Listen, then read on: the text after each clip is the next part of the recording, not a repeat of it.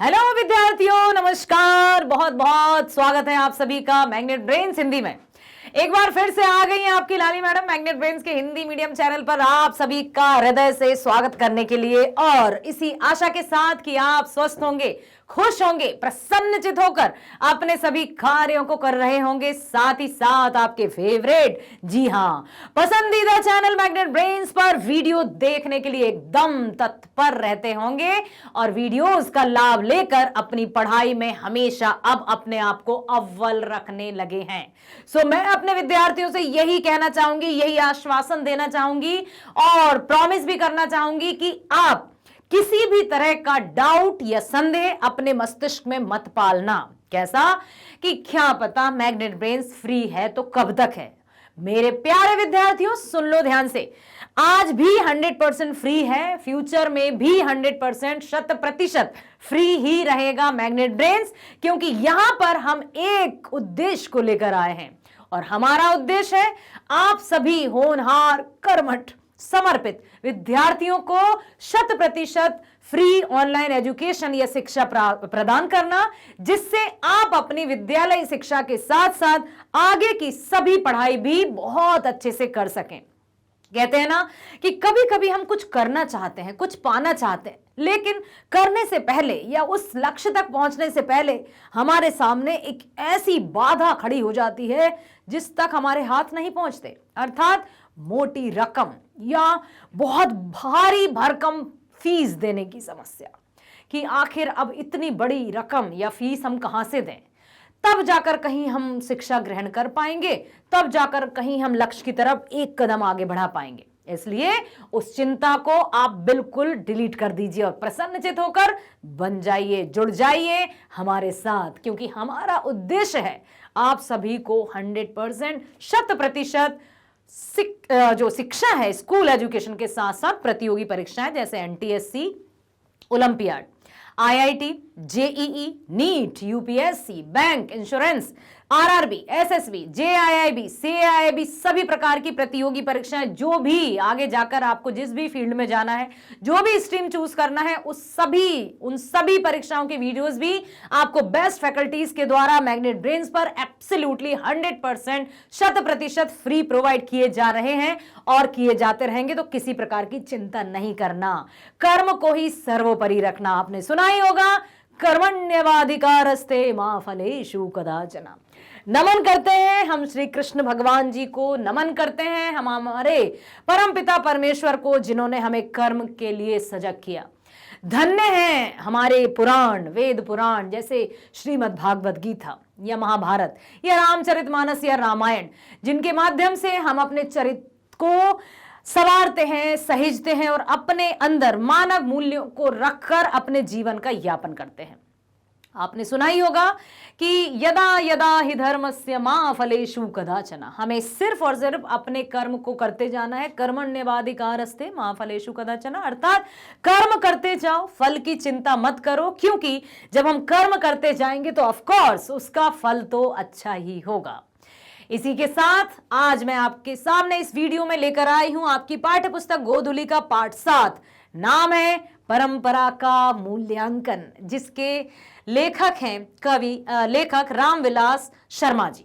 इन्होंने इस पाठ में क्या बताया होगा वही तो इस वीडियो में जानना है आपको, तो मेरे साथ प्लीज कृपया आप शुरू से लेकर अंत तक बने रहें, ताकि आप भली भांति इन सभी जो परंपरा क्या है, संस्कृति क्या है, किस तरह से हमें अपने कर्तव्यों का निर्वहन करते हुए आगे बढ़ते जाना है, कब हमें मतलब तनिक मात्र भी, इतना सा भी ये नहीं सोचना है कि बस अब नहीं होता, अब थक गए, बहुत हो गया। इसलिए हमेशा अपने आप को एक्टिव रखते हुए, एकदम सजग रखते हुए, अपने आप का ख्याल रखते हुए अपने कर्म की ओर आगे बढ़ते जाना है, बस बढ़ते जाना है, बढ़ते जाना है, क्योंकि जीवन का नाम निरंतरता है, कंटिन्यूटी है। ठीक है, यदि हम निरंतरता के साथ आगे बढ़ेंगे तो फिर मंजिल तो हमारी होकर ही रहेगी। सो मेरे प्यारे विद्यार्थियों, नमन करते हुए हम चलते हैं लेखक रामविलास शर्मा जी के जीवन परिचय की ओर, और उसके बाद हम जानेंगे कि उन्होंने परंपरा का मूल्यांकन, इस निबंध के जो अंश है उसमें क्या बताने का प्रयास किया है, और हम इस पाठ से क्या शिक्षा प्राप्त कर सकते हैं, ये अनुमान तो आप लगा सकते हैं। ठीक है, फिर भी आइए मेरे साथ। रामविलास शर्मा जी, नमन है हिंदी के प्रत्येक साहित्यकार को, रचनाकार को, निबंधकार को, कहानीकार को, हर एक सभी रचनाकारों को जो हमेशा अपनी कलम और अपने विचारों के माध्यम से हमारी भाषा में नए आयामों को लाते रहते हैं और हम सबको शिक्षा प्रदान करते हुए प्रेरणा स्रोत बन जाते हैं। रामविलास शर्मा जी हिंदी आलोचना के महत्वपूर्ण हस्ताक्षर। आलोचना समझते हो, जिसमें सब कुछ बताया जाए, किसी भी एक टॉपिक पर, किसी भी एक विषय पर उसकी अच्छाइयां, उसकी कमियां, और कमियां बताने के साथ साथ उनको सुधारा कैसे जाए, वो आलोचना होती है। आलोचना का मतलब निंदा करना नहीं होता, आलोचना का मतलब बुराई करना नहीं होता। आलोचना का अर्थ होता है, मान लीजिए किसी में हमने, जैसे कोई स्टैच्यू है, कोई मूर्ति है, ठीक है, और हम आपसे पूछेंगे बताइए क्या ये मूर्ति सही है, अच्छा इसमें कमियां बता दो, तो ढेरों कमियां हम बताने लगेंगे। लेकिन उन कमियों को बताने के साथ साथ हमें सुधार भी बताना है कि यदि इसमें यह कमी है तो इसका सुधार कैसे किया जा सकता है। आलोचना यही होती है कि यदि हम किसी में अच्छाई बता रहे हैं या कमियां बता रहे हैं तो उस कमियों को कैसे सुधारा जाए, वो भी जिम्मेदारी हमारी है। तो रामविलास शर्मा जी एक हिंदी की आलोचना के महत्वपूर्ण हस्ताक्षर माने जाते हैं और इनका जन्म उन्नाव उत्तर प्रदेश के एक छोटे से गांव ऊंच गांव सानी में 10 अक्टूबर सन 1912 में हुआ था। उन्होंने लखनऊ विश्वविद्यालय से सन 1932 में बीए तथा 1934 में अंग्रेजी साहित्य से एमए भी किया। मतलब हिंदी के साथ साथ अंग्रेजी में भी इन्होंने अपनी पैठ जमा ली। एमए करने के बाद 1938 ईस्वी तक शोध कार्य समझते हो, रिसर्च, ठीक है, शोध कार्य में व्यस्त रहे। सन 1938 से 1943 तक उन्होंने लखनऊ विश्वविद्यालय के अंग्रेजी विभाग में अध्यापन कार्य भी किया। मतलब ना सिर्फ डिग्रियां ही हासिल की बल्कि उनका सही से उपयोग किया, सदुपयोग किया और वहां पर विश्वविद्यालय में अंग्रेजी विभाग में अध्यापन, टीचिंग किया। ठीक है, उसके बाद वे आगरा के बलवंत राजपूत कॉलेज चले गए और सन 1971 तक यहां अध्यापन कार्य करते रहे। मतलब उनको शिक्षा से जुड़े रहना ही बहुत अच्छा लगता था, तभी तो आज भी हम उनके लेखों को पढ़ रहे हैं। बाद में आगरा विश्वविद्यालय के कुलपति के अनुरोध पर वे KM हिंदी संस्थान के निदेशक बने और यहीं से सन 1974 में सेवानिवृत्त हुए। सन 1949 से 1953 तक रामविलास जी भारतीय प्रगतिशील लेखक संघ के महामंत्री रहे। लेखक संघ जो है उसके महामंत्री ऐसे ही बन जाते हैं क्या? नहीं ना, उनमें है वो बात, तभी तो प्रमुख हस्ताक्षर के साथ साथ वे वहां के महामंत्री भी रहे। उनका निधन 30 मई 2000 को दिल्ली में हुआ। जन्म कब हुआ जल्दी बताओ? जन्म हुआ था उनका 10 अक्टूबर सन 1912 में और मृत्यु हुई 2000 में। हिंदी गद्य में रामविलास शर्मा का योगदान ऐतिहासिक है। मतलब उनके योगदान को कभी भी हिंदी साहित्य के द्वारा भुलाया नहीं जा सकता, कोई भी उनके योगदान को विस्मृत या भूल नहीं सकता।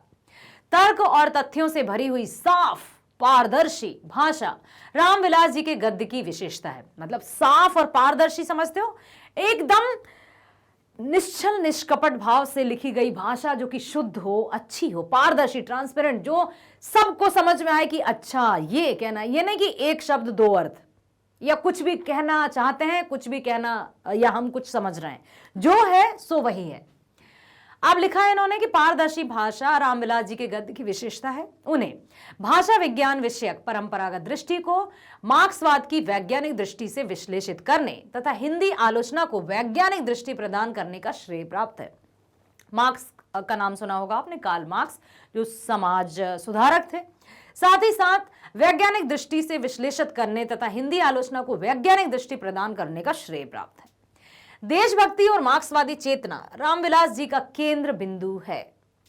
उनकी लेखनी से अब सुनो ध्यान से कि उन्होंने अपनी कलम के माध्यम से क्या क्या किया।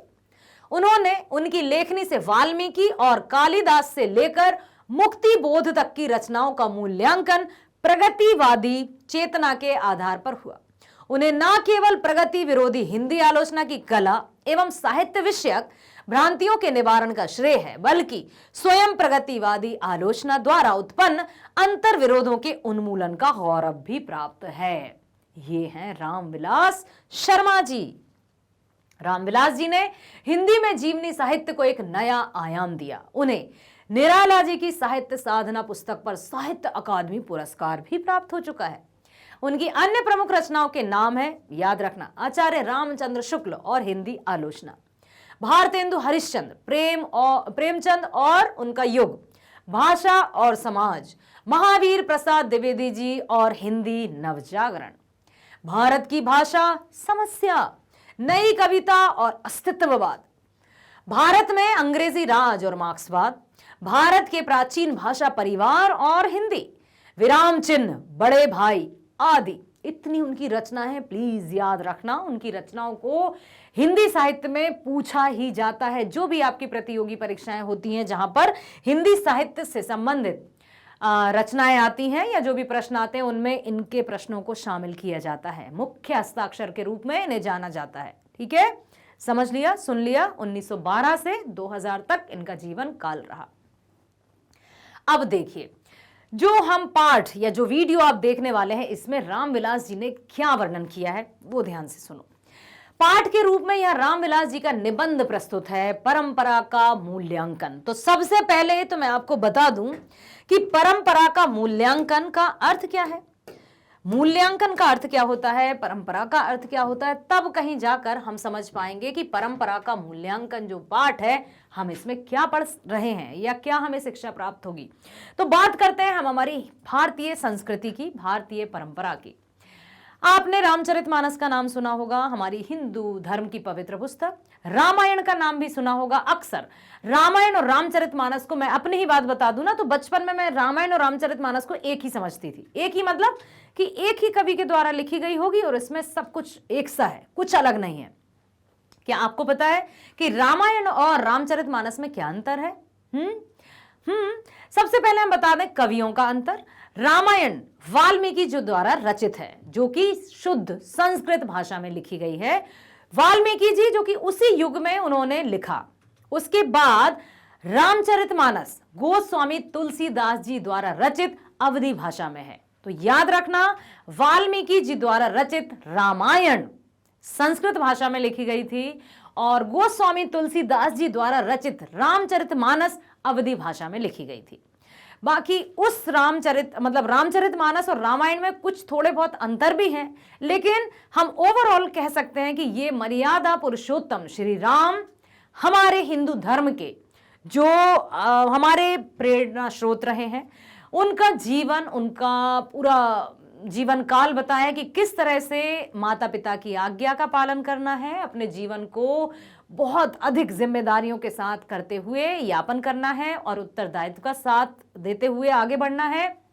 और कहते हैं ना कि अच्छा, रामायण से हमें क्या शिक्षा मिलती है, रामायण हमें क्या सिखाती है। तो एक पंक्ति में मैं आपको उत्तर दूं, हमें निज धर्म पर चलना सिखाती रोज रामायण, कपट छल चंद्र से बचना सिखाती हमको रामायण।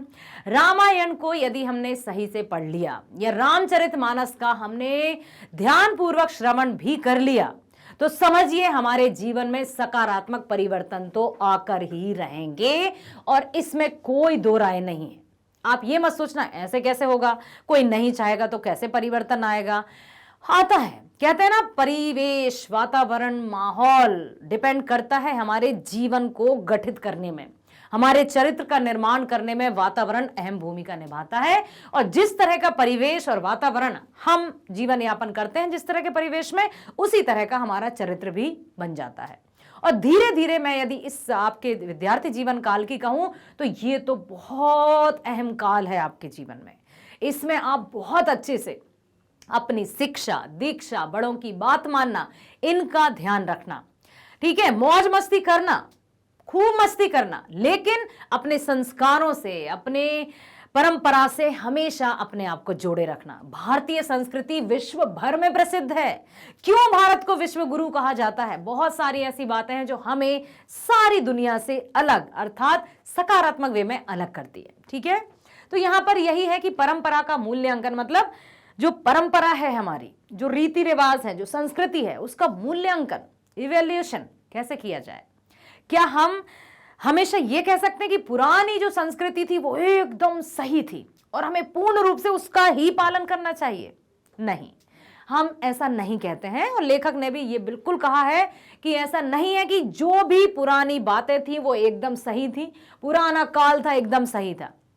जहां कुछ अच्छी बातें रहती हैं तो कुछ ना कुछ कमियां भी रहती हैं। यदि वर्तमान की हम बात करें तो हम ये नहीं कह सकते कि वर्तमान में सब कुछ बुरा ही बुरा है। नहीं, यहां भी कमियां भी हैं, अच्छाइयां भी हैं। तो यह निबंध इसी नाम की पुस्तक से किंचित संपादन के साथ संकलित है। यह निबंध समाज, साहित्य और परंपरा के पारस्परिक संबंधों की सैद्धांतिक एवं व्यवहारिक मीमांसा एक साथ करते हुए रूपाकार ग्रहण करता है। परंपरा के ज्ञान, समझ और मूल्यांकन का विवेक जगाता यह निबंध साहित्य की सामाजिक विकास में क्रांतिकारी भूमिका को स्पष्ट करता है। अब साहित्य और समाज क्या है? आपने सुना है ना, साहित्य ही समाज का दर्पण है। क्यों? क्योंकि जो समाज में होता आया है वही समाज साहित्य में लिखा है। तो साहित्य को पढ़कर या इतिहास को पढ़कर तो हम पुरानी बातों को जान पाए हैं। रामचरितमानस कहां से आया, रामायण कहां से आया, भागवत गीता कहां से आया, वेद, कुरान, बाइबल, गुरु ग्रंथ साहब कहां से आए? ये सब वेदों के माध्यम से या पुराने इतिहास के माध्यम से ही हमें प्राप्त हुए हैं, साहित्य के माध्यम से हमें प्राप्त हुए हैं। तो परंपरा के ज्ञान, समझ, मूल्यांकन का विवेक जगाता यह निबंध साहित्य की सामाजिक विकास में क्रांतिकारी भूमिका को स्पष्ट करता है। नई पीढ़ी में यह निबंध परंपरा और आधुनिकता की युगानुकूल नई समझ विकसित करने में एक सार्थक हस्तक्षेप करता है कि नई पीढ़ी में किस तरह से मूल्यों का विकास किया जाए। सो प्लीज मेरी बातों को ध्यान से सुनना और बहुत अच्छे से समझना। ठीक है, जो लोग साहित्य में युग परिवर्तन करना चाहते हैं, जो लकीर के फकीर नहीं है, मतलब ऐसा नहीं कि हम तो भाई इसी रास्ते पर जाएंगे, हम तो भेड़ चाल चलेंगे या हम तो भीड़ का हिस्सा ही बनेंगे। नो, जो अपने तरीके से, कहते हैं ना, कोई चलता पद चिन्हों पर कोई पद चिन्ह बनाता है वही सफल व्यक्ति जो अपनी राह खुद बनाता है। या यूं कह सकते हैं कि जिनमें अकेले चलने के हौसले होते हैं उनके पीछे एक दिन काफिले होते हैं। तो कभी भी अपनी राह का निर्माण करने में या अपने जो सही रास्ता है उस पर अकेले चलने में घबराना मत। ये मत सोचना कि जब वो नहीं कर रहा तो हम क्यों करें।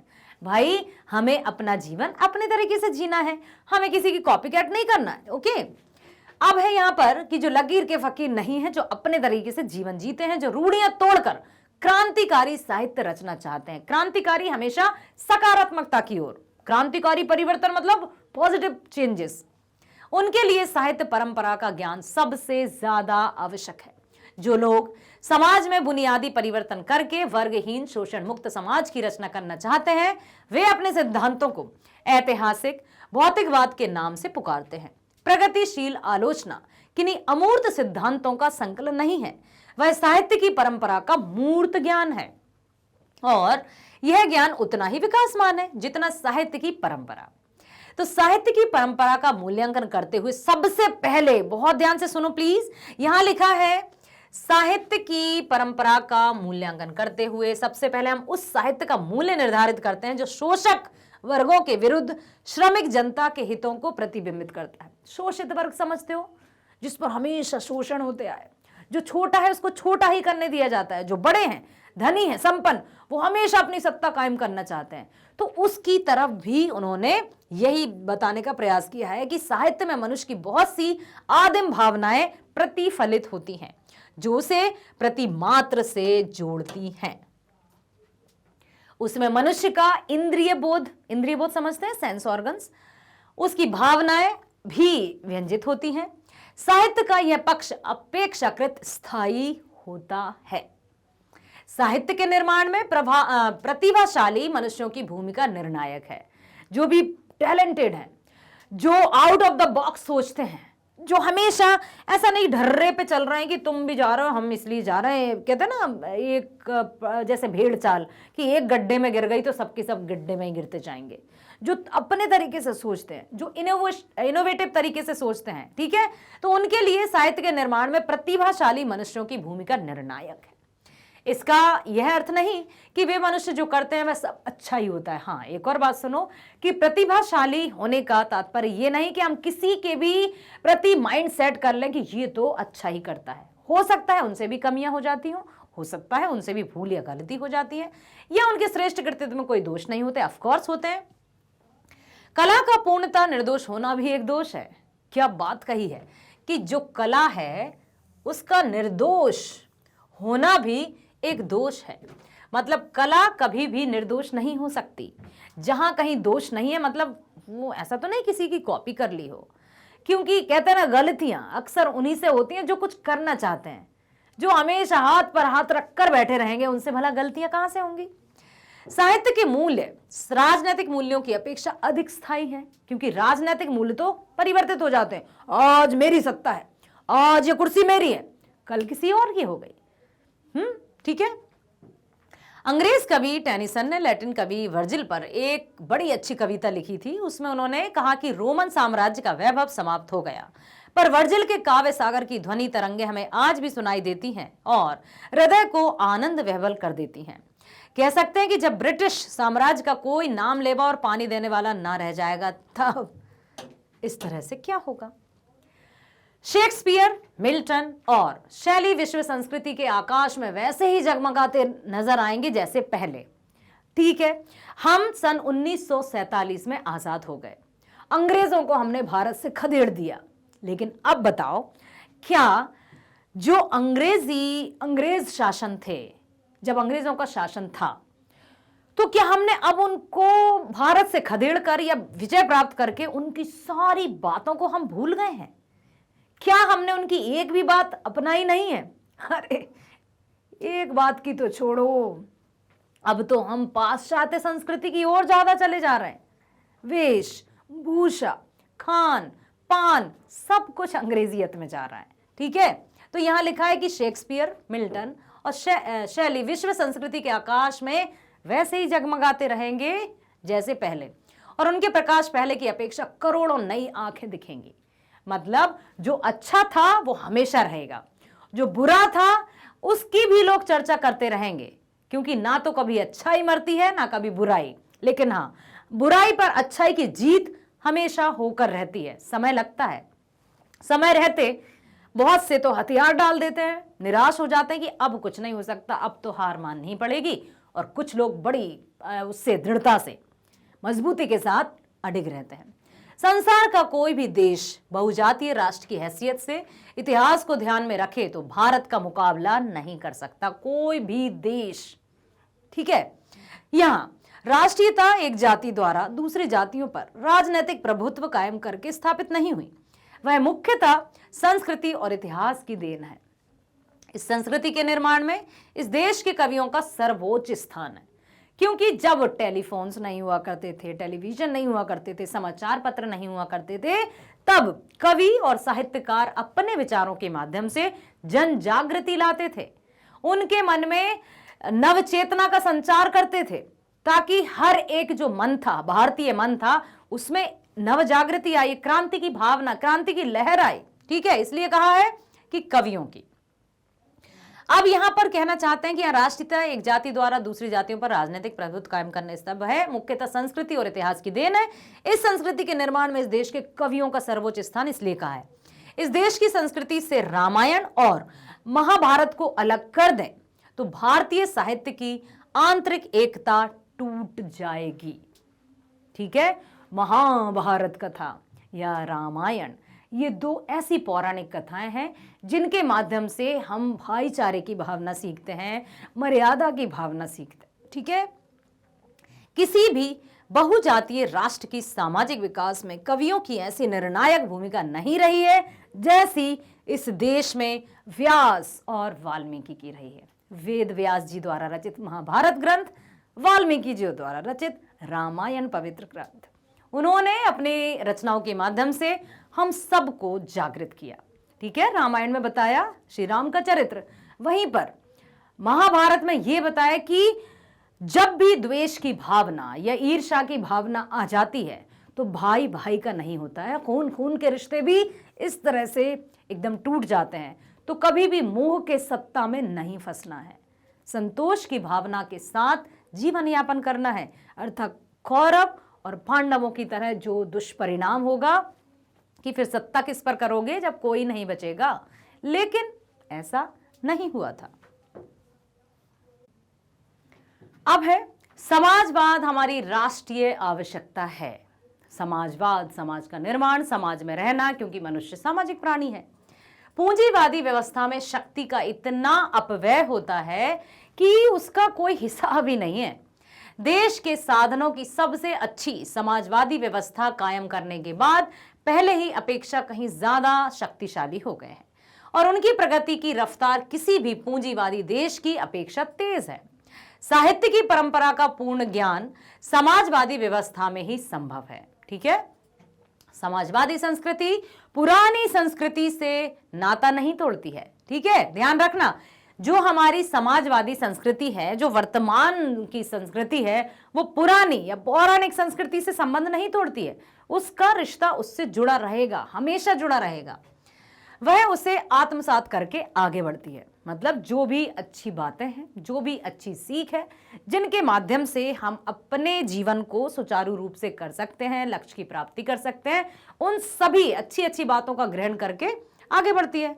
अभी हमारे निरक्षर निर्धन जनता नए और पुराने साहित्य की महान उपलब्धियों के ज्ञान से वंचित है। अब कहाँ है यहाँ पर निरक्षर निर्धन? जिनको मतलब शिक्षा से जो दूर हैं या मजबूरी ने उनको दूर कर दिया, तो शिक्षा से जो दूर हैं वो निर्धन है।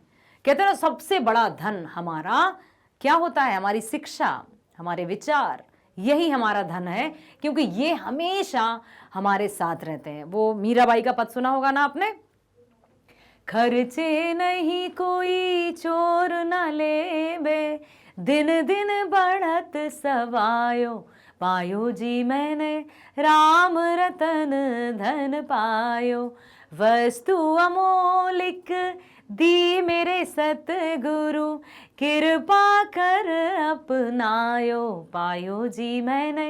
ये शिक्षा ही तो है जो हमें सम्मान दिलाती है, ये शिक्षा ही तो है जो हमें प्रगति की ओर ले जाती है, ये शिक्षा ही तो है जो हमें समाज में, राष्ट्र में, जहां भी हम जाएंगे, धन अकेला हमें सम्मान नहीं दिला सकता। ऐसा नहीं है कि जो धनी व्यक्ति हैं, जो जिनके पास गाड़ी, पैसा, दौलत, धन सब कुछ है, लोग उनको सलाम करते हों और बहुत सम्मान करते हों, लेकिन हाँ, एक ज्ञानी व्यक्ति का सम्मान होता है। ठीक है, तो यहां पर कहा है कि अभी हमारे निरक्षर निर्धन जनता नए और पुराने साहित्य की महान उपलब्धियों के ज्ञान से वंचित है।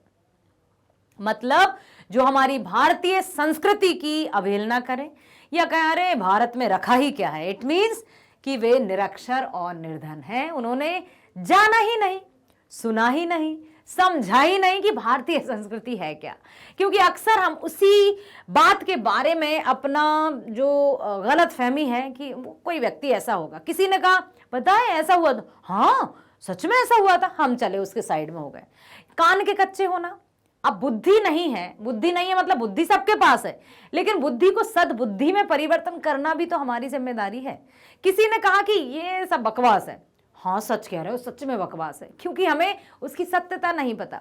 अक्सर हम उस बात को हाँ हाँ करते रहते हैं, उस बात में अपनी हामी दे देते हैं जिस बात के बारे में हमें पता नहीं होता। जैसे किसी ने कहा, कुछ भी कहा, पता है एक व्यक्ति ऐसा था जो अपने आप जिंदा हो जाता था, अपने आप मर जाता था, मौत की कहानियां सुनाता था। हाँ कब की बात है, सन बता दो, डेट बता दो, वो व्यक्ति का ये नाम। सच्ची? अरे हाँ सच में। अरे अब हम भी घर में जाकर, मतलब वो व्यक्ति भी घर में जाकर सुनाएगा, पता है एक व्यक्ति ऐसा है, तो लोग उसको मूर्ख कहेंगे हे भगवान ऐसा कहीं होता है क्या? नहीं नहीं, सच्ची, डेट पता है, दिन पता है, नाम पता है, गोत्र पता है, सब पता है। तो ये क्या है सब? जिस बात के बारे में हमें चर्चा नहीं है वो बात हमें सही लगती है, हम सुनी सुनाई बातों पर भरोसा कर लेते हैं। तो सुनी सुनाई बातों पर भरोसा नहीं करना है, बुद्धिमत्ता के साथ अपने उस बात को सुनो, उस पर एकदम क्रिटिकली सोचो, तब कहीं जाकर किसी निर्णय पर पहुंचना, चाहे वो किसी व्यक्ति के बारे में हो या किसी घटना के बारे में हो। पहले उसकी तह तक जाना है, उसके बाद उसके निर्णय पर पहुंचना है। क्लियर? जब वह साक्षर होगी, कौन? जनता। साक्षर मतलब शिक्षित, ओके, निरक्षर मतलब अशिक्षित। जब वह साक्षर होगी, साहित्य पढ़ने का उसे अवकाश होगा, सुविधा होगी, तब व्यास और वाल्मीकि के करोड़ों नए पाठक होंगे। कितनी अच्छी बात की है कि पढ़ने के लिए, वेद पुराणों के बारे में जानने के लिए भी इच्छुक वही होगा जो वास्तविक रूप में शिक्षित है। यदि मैं यहां पर आपसे कहूं कि who is an educated person, या एक शिक्षित व्यक्ति किसे कहते हैं, तो बताओ आप क्या कहोगे? जिसने बहुत सारी मोटी मोटी किताबें पढ़ी हों, जिसके पास बहुत सारी डिग्री हों, जिसको बोलने का तरीका ना हो, जो समाज में अपने आप को सही से एग्जिस्ट नहीं कर पाता हो, लेकिन डिग्री बहुत है, तो क्या उस व्यक्ति को शिक्षित कहा जा सकता है? अच्छे से बताओ, ऐसे बड़प्पन में मत करना कि नहीं ऐसा कहेंगे तो वैसा होगा मैडम, हमें क्या समझेंगे। कमेंट बॉक्स में लिखना कि एक शिक्षित व्यक्ति किसे कहा जा सकता है। तो एक शिक्षित व्यक्ति, कहते हैं ना, मोटी मोटी किताबें पढ़ने से ही कोई ज्ञानी नहीं हो जाता, 2.5 अक्षर प्रेम का पढ़े सो पंडित होए, वो दोहा मुझे याद नहीं आ रहा है अभी।